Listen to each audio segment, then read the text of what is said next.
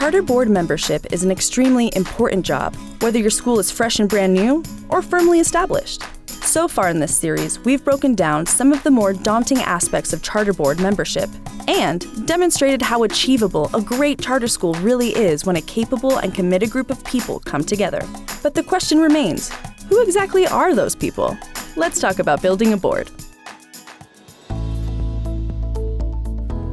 A charter school's board is one of the key factors when it comes to helping the school sink or swim. Because of that, getting the board right needs to be a top priority. With that in mind, a few questions arise. Where should you recruit? What kind of people make good members? Where do you find them? Overall, how do you get the right makeup of talent on the board?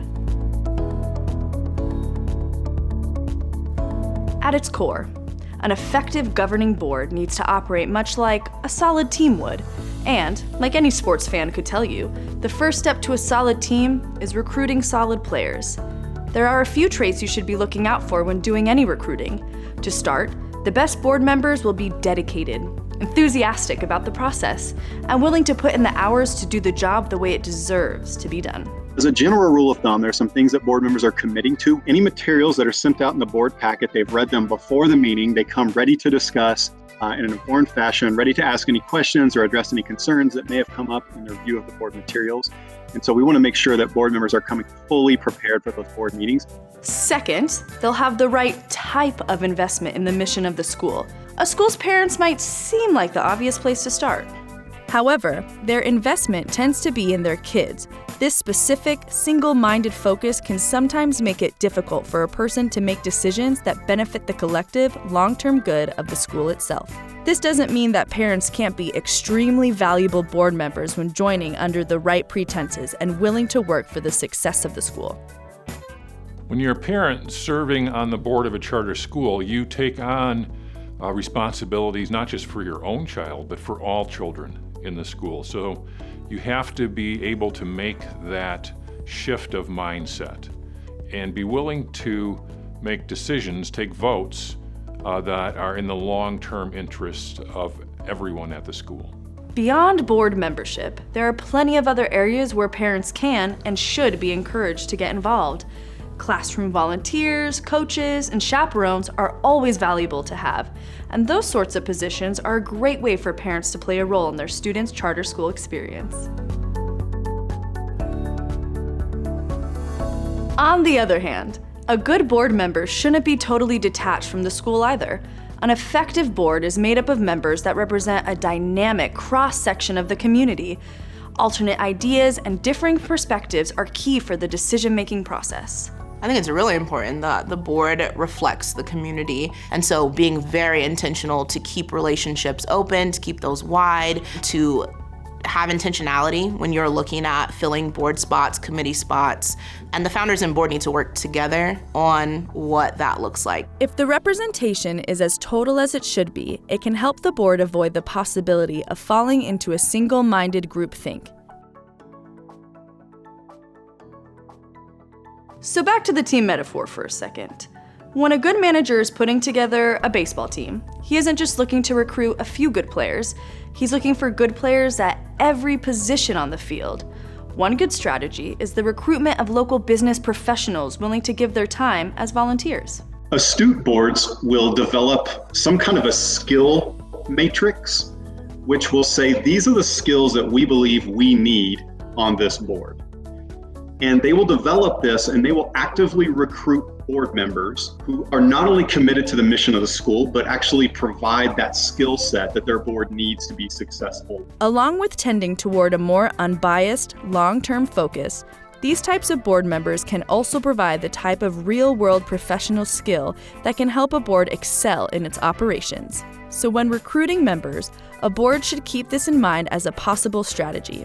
For instance, someone who works in the financial sector for a living would probably be a great option for overseeing the board's budgetary conversations. Similarly, someone who spends their 9 to 5 in an HR department would be of legitimate value when dealing with the hiring process for new teachers and staff. Oftentimes it helps to have someone on the board who's a lawyer.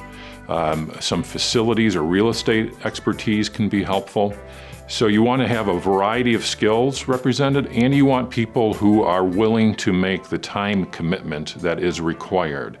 Overall, different people have different skill sets for a reason, so don't be afraid to capitalize on people's experience and know-how.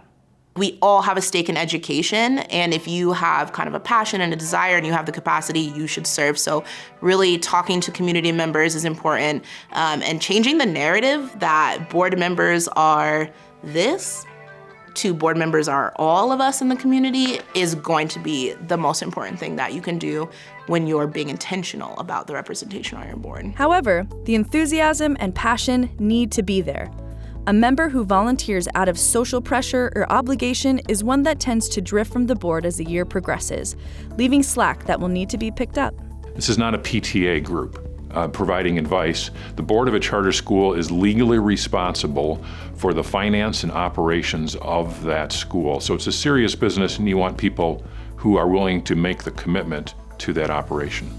For a new school that's just trying to get off the ground, extra care needs to be taken finding people who'd be good for helping to catalyze things. This first group of people, known as a founding board, is vital to get the ball rolling. For instance, finding one or more people who have a history of working in the operations of nonprofit organizations can be helpful. These members can help provide business acumen because of their experience, allowing other board members to focus on academics, growth, and the other goals of the school.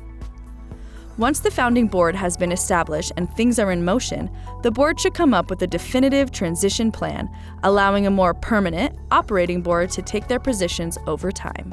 That's an important distinction where you can run into challenges. So you're a founding board, and that can be a 2 to 5 year process where you don't have any employees yet. You're creating that vision. You're getting your authorization to open your school. You're making all of the on-the-ground decisions and doing everything. And then almost on a dime, once the school opens or you start approaching opening, you have a staff, you have an executive director, you have a team, you are now governing. So your job is to set the broad parameters, hire the right people, watch the budget, watch for compliance, and let them go. And being very aware of and even getting training on that transition from a founding board to a governing board is very important.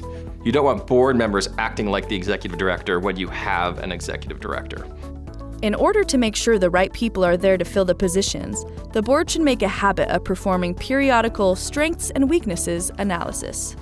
One of the most important decisions a board will make is who to hire to run that school team, who that school leader will be. It's also really important for the board to have a clear performance management framework for the school leader, so that as a board, you will become attached to the school leader. It's very natural. You're going to like the person. You're going to want to make sure that you're supporting that person, but there should be clear metrics by which to evaluate the person, so that if it turns out the school's academic performance is not heading in the direction it should, you can have really clear and potentially difficult conversations in a very constructive way. Sometimes, when it comes to running a charter school, it can be difficult to know what areas of operation to focus on first, and how to communicate the benefits of the school to the outside world. And since public schools are a free service, it can be hard for parents to do any sort of quality gauging through price factors. For that reason, it's the job of the board to be cognizant of all the factors that a parent might take into account when deciding where to send their kid. How is the school's attendance? Are there disciplinary issues with the students? What are the retention rates, and what do those rates say about the satisfaction of the students and teachers who spend their time there? What does the school specialize in? Does it specialize well? And how might that specialization benefit my child? It's easy enough for any school to encourage enrollment by slapping a few academic statistics on a flyer or brochure. It's the more intangible, harder to quantify aspects that a board should focus on if they want to stay true to their charter and provide a great education to their students. In this episode, we talked about the charter board itself and what it takes to build one that is effective and efficient. At their best, charter boards are made up of hardworking, dedicated people from diverse backgrounds professionally and personally. They've always got the school's mission at the forefront of their minds, and they're willing to put their skills to work for the betterment of their school's students.